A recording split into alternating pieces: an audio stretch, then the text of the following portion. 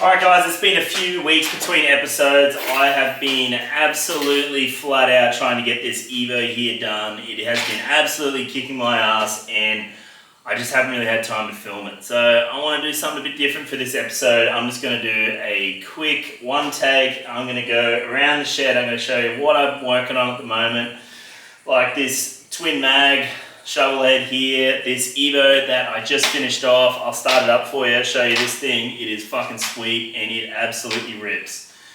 I'm going to go through some of my projects that I've got on the horizon. A lot of people have been asking about the Howard project. Yes, I'm still doing it. I am just battling between 36 different jobs at the moment. So we'll go through the Howard, have a look at that. I have a new low buck pan project as well. Project for myself for once. I'm trying to get all these customer jobs knocked over so I can start working on some of my own shit. So I'll go through a really low buck panhead that I've been slowly gathering bits together for. I'm super excited for that.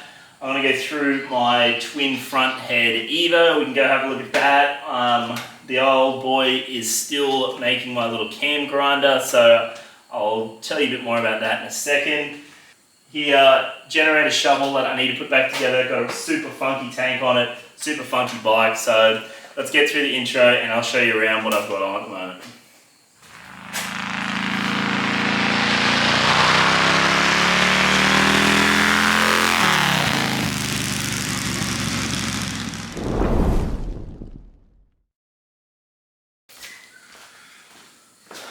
Alright, so let's start with my little Evo project that I have just finished off. I literally just took this thing for a test ride maybe 2 or 3 hours ago. Like, it is that fresh. I've just finished this whole thing. I'll give you a close-up once I've started up and showed you a bit about it. But basically, this is a bike that I've had sitting around for ages now for Tom Garrett.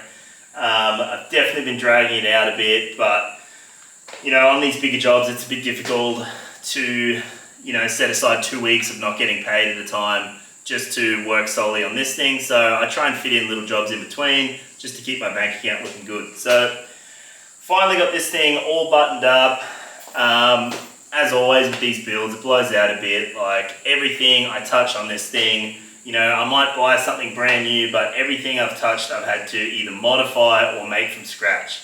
There's nothing just buy and bolt on. So basically with this thing, I've done the full exhaust as usual. If you want to go back and see how I do that, you can go back to Freddie's Evo chopper, the last chopper I just did. I go through and I show you how to make these exhausts from scratch. That's what I've done with these ones. Brand new exhausts. I did something a bit different. I bought these controls off Prism Supply. Super nice actually, and they're pretty affordable really. I think they were like $1,000 or something for, you know, left and right foot controls, which is pretty good considering it'd take me fucking ages to make it. It'd take me more than 10 hours to make it. So all I had to do was just make some custom foot pegs for that. I'll show you that in a sec. I did a sissy bar.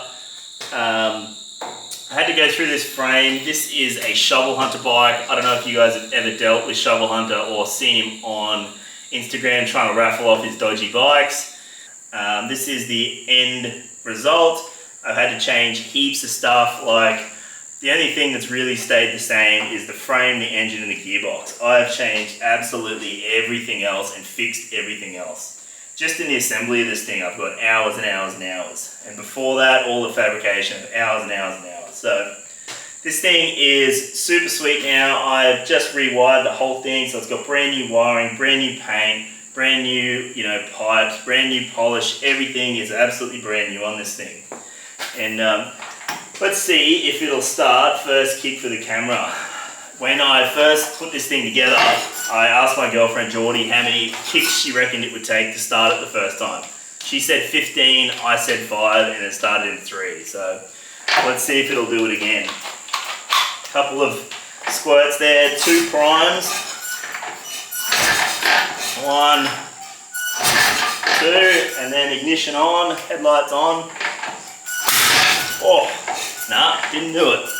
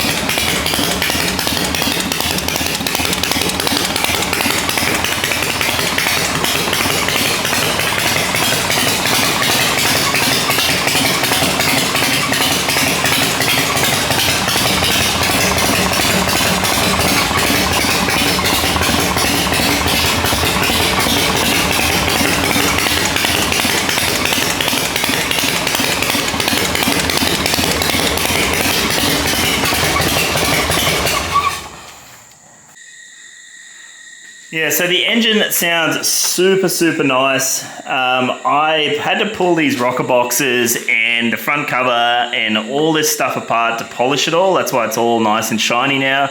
Used to just be like a really dull sort of sandblast finish like these heads. So when I pulled all these off, I had a bit of a look-see inside, and this thing's got a really hot stick in it. It's a big bore. You can tell by, see these, how they've had to grind the fins out just so you can get the bolts out of here. So this has got big bore in it. So I don't know how many cube it is, but big stick, big bore. It's got big springs, big valves, and it's got aftermarket push rods and shit in it. So this thing absolutely hooks. When I took it for a ride before, it was pulling the front wheel off the ground in first and second. So this thing is quite fast. I was giving Garrett shit about having a hand clutch. I was telling him this thing should be jockey, but might be a little bit hairy with the jockey with so much power. But anyway, he's just got to stop being a pussy. The thing does have a seat. I know it doesn't have a seat on at the moment. The seat is still getting wrapped. A bit of an annoying story, but anyway, Garrett's been fucking around trying to get a seat wrapped for this thing, so it is on its way. I'm just waiting on a seat, and then I can take this thing for a good test ride. The paint was done by one of our buddies, Connor Parker Davies. Super sweet paint, nice color scheme there. He did the tank and the fender, and then someone else just threw a black over the frame. So thing ended up super nice. I'm really happy with how these pipes came out. I did something a little bit different how I mounted them. Usually I mount these individually, so with these clamps I just mount them back to the sissy bar, but I went on a ride on the weekend for Hell Ride. A lot of the older style choppers have this style. So you bolt your two clamps together and then you just have a sort of a pedestal off your sissy bar that holds it. And this makes it super freaking strong. So I quite like that. I think I'm gonna do that from now on. It's actually easier to mount and it's stronger. So quite like that. Got my signature slash cut on these. A lot of bikes have these now. The last Evo that I did for Freddie has them as well, but all nicely polished and shaved. All that turned out super nice. Like I said, these are the Prism Supply controls that I've just done a bit of a modify. This is a V-twin master that comes in the kit. Typical V-twin China crap. It leaked as soon as I tried to bleed it. So the only bad thing about that, but these mounts are super nice, eh? Like they're full stainless. I just gave them a bit of a polish. They don't come like this. So they also don't come with this foot peg. I made this and just welded it to the back bracket down there. So the other side is basically the same. Like I said, I just wired this thing all up as well. So this is the other side. Like I said, at the moment, it's gears on the foot. This is made so that you could run a jockey shit with a foot clutch, super easy. So Garrett might do that yet, but we'll see what happens. So that's all that. Brand new stand, brand new tin primary. Like I said, the tank looks super nice. Everything is super nice. Like it's a brand new Meatballs front end. Everything on this thing is brand new. Like I said, I just did all the wiring on this later stuff. I like to put this braided sort of a sheath on the cables. I reckon it looks super good and it actually stops the cables from rubbing through. So on something like this that you might have it rub, this cabling actually stops it from rubbing through the cable so you don't get a short. So another reason why this stuff's super good. And that is pretty well lit on this thing. Like I said, I've just spent a lot of time putting it back together. This thing's really been kicking my ass and I'm glad to have it done. Like I said, just need to put a seat on it. This thing is good to go, ready to rip. So what else have I got around this place? Like I said, we can just quickly have a look at this Jenny shovel that I am doing at the moment. So this is like a 66 engine. I didn't rebuild this. The guy who owns it, Andy, just got this rebuilt. So this is a fresh engine that I have to get started. Basically in here just to get this thing going. Hasn't got a primary and stuff on it. Check this funky tank. So it is a god awful tank. I think it's ugly as, but each to their own. So let's even get a better look at this thing. Have a look at it. anyway, I've got that in here. I need to get that running and riding. A few little bits and pieces. Like I said, just got to put it basically a primary on that. I've got to heat cycle the engine and get all that running nice and smick. So that's another project that I got going. One that you're probably going to ask a lot about is this twin mag Shovelhead.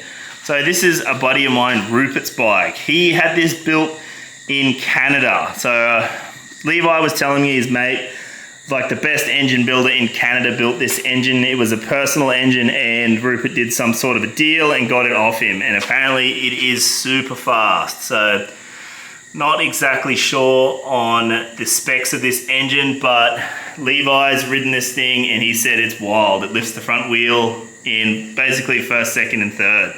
This thing's got a 6-speed Baker transmission as well. So you'll have all them highway legs and nice short gearing. It is foot clutch at the moment, which Rupert wants to put back to a hand clutch just because he said it's a bit wild to ride. So the paint on this one too is super nice, super sweet paint. There's a couple of Easter eggs in here that Rupert showed me, like under the seat here. It's a nice little iron cross there, and there's a couple of other little Easter eggs that Rupert was telling me, but super nice bike, really well done. I really like how this red sort of tapers out through the frame. The tank, I love the flames on all that and everything about this bike. It is super nice bike, really well put together, and really stoked to be working on something like this. Basically what's going on with this thing, Rupert had it tuned by a guy because obviously twin mags makes life a little bit difficult. If you've ever kicked a bike with a mag, some of you have had great success. A lot of people have had not so much success. They are a bit trickier to kick over and to set up just because you have to kick the engine a bit faster to get a good spark. So this is a twin plug head engine, right? And each mag is putting out 2 leads. So I would have thought this would have been front mag would have fired both front spark plugs and rear mag fired both rear spark plugs, but that's not how it works. So this setup sort of works like an old radial aircraft Magneto engine runs. So basically old aircraft engines always had 2 plugs in each cylinder and had 2 magnetos that ran all the plugs. The reason for that is if one spark plug fails, you've got another one to back it up. And if one mag fails, you've got another one to back it up, which is basically how this setup works. So this magneto will run 1 plug on the front cylinder and 1 plug on the rear cylinder. And this magneto will do the same. So you can run this bike on 1 mag and it'll just fire like 2 separate spark plugs, or you can run it on the rear mag. So you don't have to have both mags running for this. It's a pretty little complicated setup, but he's having a bit of issues with blowing smoke. So when he runs this thing, the front cylinder fouls plugs. So I'm going to take this thing for a few rides and try and get these spark plugs to foul up so I can try and work out if it's burning oil or it's just a bit rich. I'm not quite sure yet, but you see it's got decomp levers too. Thing's got all the gear. These are the oil returns. Not exactly sure why they do this. Maybe you can return a higher quantity of oil like this. I'm not quite sure, but the thing is super fucking sweet. It's got a little, doesn't get much more real than that, but super cool little bike this. Like I said, pleasure to work on stuff like this. So what else have I got going here? This is my girlfriend Geordie's little Ironhead Sportster. This is a 74 Sportster. I just did the top end on this engine, so it's basically all fresh. I just painted this bike, all brand new, all fresh. And just as Murphy's Law goes, the only thing I didn't touch on this bike was the gearbox, and it failed me. So I have the gearbox out of this thing. So as you can see, all this is absolutely brand new. It's got an alternator set up on it, get rid of the generator. It's got brand new wiring, brand new paint, brand new tires. The thing is brand new. The only thing that I didn't touch was the gearbox, and it failed me. So I've got the gearbox out of this thing. like I said, rebuilding it, it let us down. It wasn't selecting first anymore, and it was jumping out of gears. So I've got that thing getting rebuilt at the moment by myself. I've got everything to put it back together now. I had to buy a new main shaft for it. So that is going back together really, really soon. So what else have I got here to talk about? I've got a Shovelhead to rebuild. I don't know if you guys have seen on, this stuff's good by the way. I don't know if you guys have seen on my Instagram, I'm rebuilding engines now, balancing bottom ends and doing flywheels and everything now. So if you want to follow me a bit more on that, I want to get a bit more involved in it before I do a video of how to do it, just because I want to get my head around it a little bit more yet. So that's a shovel that I got to rebuild, Evo, that I just picked up for super cheap. This is my 2 front-headed Evo. So as you can see, exhaust port, intake. So I've done a bit of a video on this one. You can go back to the Evo project video and hear a bit more about this. Basically what I'm waiting on is I need to grind a cam for this thing because these 2 lobes swap over. So before this used to be an intake push rod, now it's an exhaust push rod, and this used to be exhaust, now it's intake. So I have to swap the lobes over on the cam. So I was telling my old boy about this project that I need to change the lobes over, and he thought it was interesting and started making me a cam grinder, like a copier. I'll have to get that off him and finish it off so I can show you what I mean. But I've still got to grind a cam for this thing before I can get it going. So that's basically where I'm at with my twin-headed Evo. So this is all the sporty stuff. Like I said, here is the brand new main shaft. There is the gearbox cluster, just blown apart there. I need to get back to that and put it together. An Evo that I'm putting together, I just need to get the paint off these cases. You know how I like people that paint their engines. There's the crank for it. Nothing special going on there. This is the bottom end for my pan. We'll talk about that shortly. Here is my Howard projects that I've been talking about. I am still assembling this engine. I have come across a bit of an issue with balancing the flywheels for this thing. So I didn't realize, but someone on YouTube here has commented, and I've been talking to him, and these things are actually externally balanced. So what that means is that with a Harley, for instance, you can see the size of the flywheels on this thing. They are huge. So this is called an internally balanced engine. So all the balancing for your reciprocating and rotating assembly is done in the bottom end. But with this engine, the cases are a lot smaller and the flywheels are a lot smaller on this. If you go back to the Howard video, you can see that I did a comparison between the sizes.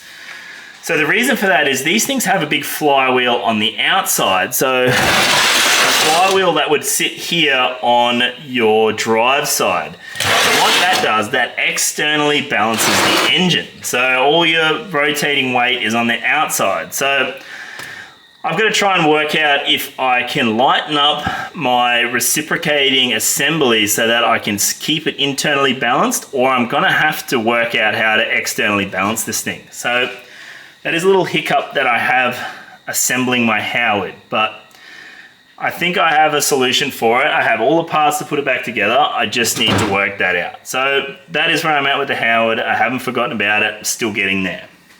Now, this is my project that I'm probably most excited about at the moment. This is my 1953 Panhead build that I'm doing. So this is a super, super low buck build. In Australia, Panhead, pretty well, you can buy a Panhead for 10 to 12 grand that is basically an unknown condition. A complete engine, but it's in unknown condition. So that's like 10 to 12 grand. You probably buy a good runner for 15 or something, I reckon. So this engine, when it's all said and done, will owe me about 6 grand. So this is going to be a super, super low bucked engine. I'm super excited about it. I have been collecting parts for this. Like I said, I have 53 bottom end. I have some early date code heads here that I need to put on this. These are just for mock-up. They're absolutely ruined. So I have the correct gear heads, well, the correct casting gears anyway. I have the correct bottom end. This is the correct gearbox case. This is the correct snout. So I'm basically got all the bits, and I've just recently come across this 53 frame. So this will be a complete 53 now. So I'm super happy with this. This is all super low buck. This thing is gonna cost me nothing when it's done. So everything needs to have repair done though. Like, I can't stress that enough. Everything is gonna have a lot of work done to it. That's why it's so cheap. Like, here's the frame. It's got cracks all through it. So I'm gonna have to go through and weld the frame up. This engine has a massive crack through the left case here. It's already been repaired once before, but basically this whole top of the case here is coming apart. So I'm gonna go through and do a major case repair on this thing and show you how to do that along the way.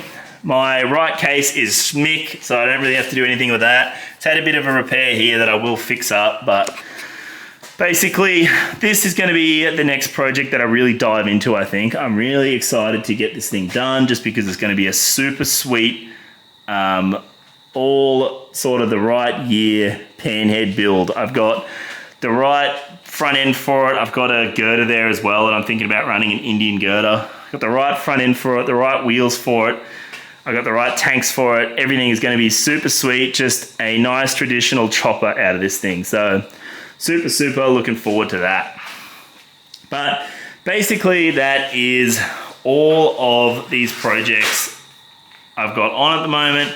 There's that thing as well, which I don't really, you know, you're not really that interested in it, but it's just a Shovelhead that was in a flood that I've completely rebuilt, and a gearbox that was also in the flood. So I've completely been through that, ready to start that up. Nothing much to talk about there.